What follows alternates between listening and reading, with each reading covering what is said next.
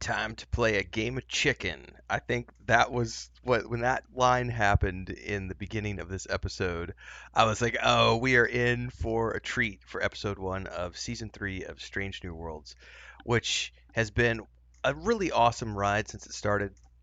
I've been reviewing the show since it first came out, and I have loved every minute of it. And the first episode is a banger. Does not disappoint. I can't wait. I just finished lunch. I'm gonna go watch episode 2 now. But before we get to that, I gotta review episode 1 and share with you guys my thoughts on this. So strap in. I don't do spoiler free, so if you haven't yet watched the episode, now is a great time to pause, go watch it, come back. You've had your warning. Let me look through here because the biggest thing with like getting up to speed with this is the fact that I don't remember a bunch of the character names because it's been like 2 years. Obviously, we have Captain Pike. We've got Spock, of course. We've got Christine Chapel, the nurse. We've got Lan Nun Singh. We've got Uhura. We've got, oh my God, so many different people. Mbanga, the medical officer. Um,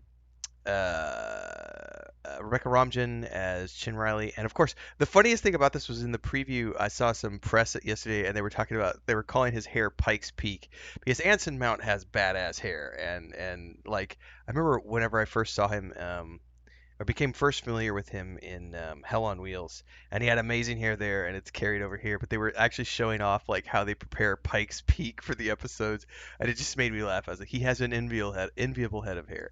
Um, it's a great cast, returning characters. I don't remember who some of them are, but it's okay. Let's pick up. They did a really good job of like giving an overview. Basically, when we left off at the end of last season, which was 2 years ago, which is why I was like, I gotta get up to speed on everything again.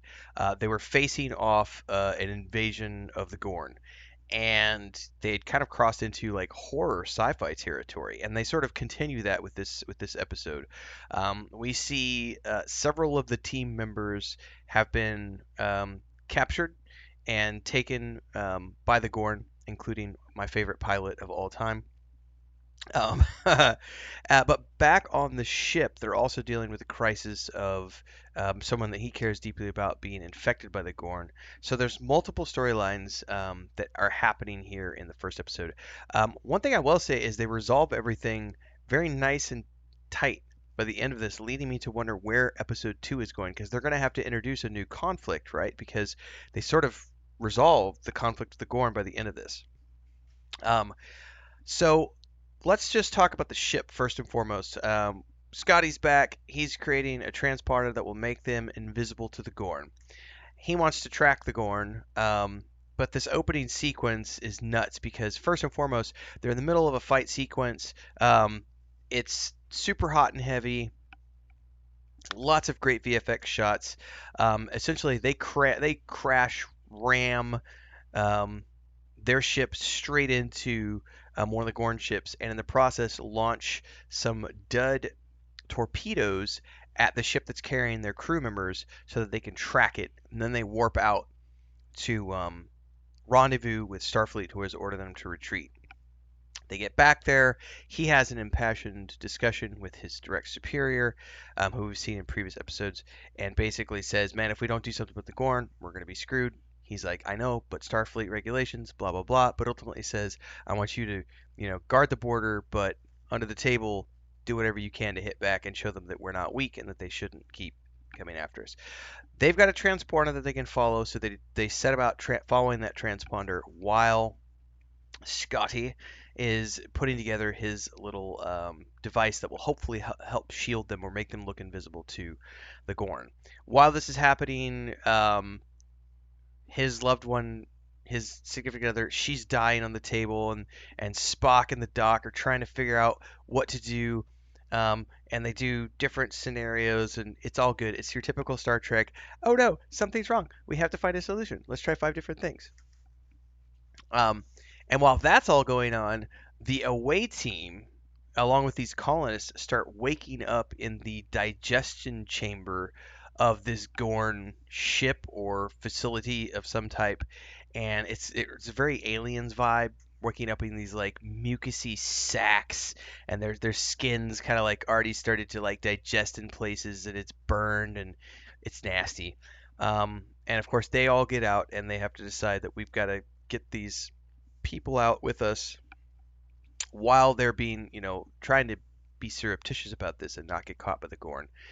So while that's all going on, they're flying back. They follow a Gorn ship which goes up against these two stars and then turns off its engines, floats, and then disappears and gets teleported somewhere, which we assume is the Gorn homeworld.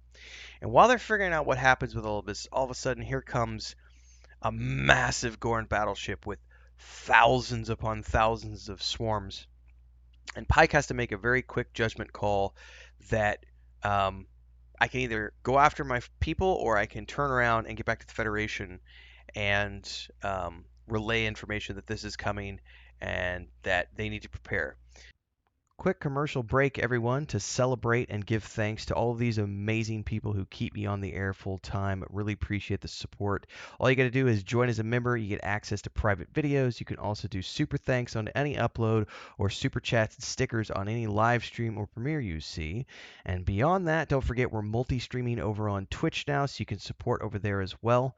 Thanks so much to everybody. Let's get back to the video at hand. So he goes to do that, but then they relay the message, but then come up with a creative solution that they figure out that there's this cycle of stars and light patterns that appear to trigger the Gorn's dormancy and or need to go out and attack and colonate. And so they decide that they're going to mimic this dormancy event um, using the power of the stars and the radiation, and hopefully pull all the Gorn back from where they are currently heading towards um, Federation space. Of course, this works. It's Star Trek. Duh. Um, while that's going on, the away crew get into a huge firefight down in this factory on our favorite pilot of all time, who I gotta look up her name because I always forget her name. Where is she at?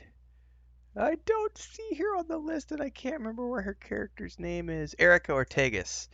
Um, she gets like really badly messed up in the firefight, and through all of it too, you got to remember that um,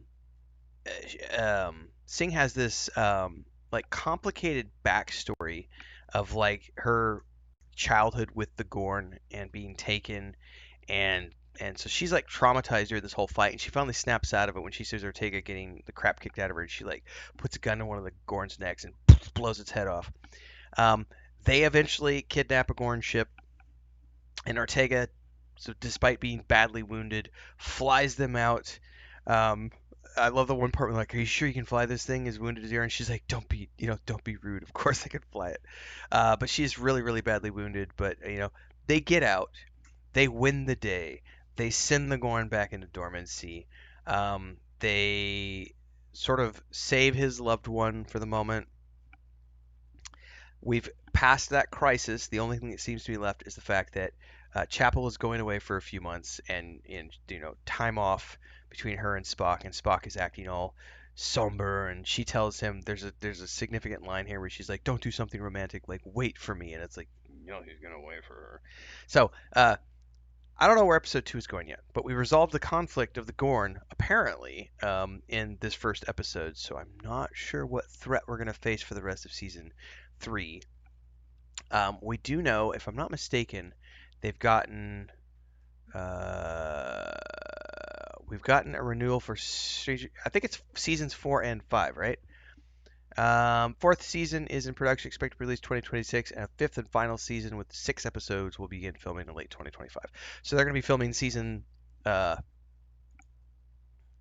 season 4 and 5 will be filmed simultaneously this year, and then be ready to go over the next couple of years. So we'll at least get a 5-year journey out of these guys, even if the fifth season is going to be a little shorter. But we still got a little bit ahead of us, a little bit of runway with season 3. I'm gonna go watch episode 2 now and get that review out shortly. So stay tuned. Like, subscribe, hit the bell icon so you never miss an update. I do a lot of different TV shows and movie reviews here on the channel, along with all the gaming stuff that takes place, daily streams on YouTube and Twitch every morning at around 4:35 a.m. Central. And I'll catch everybody in the next one. Stay safe. Live long.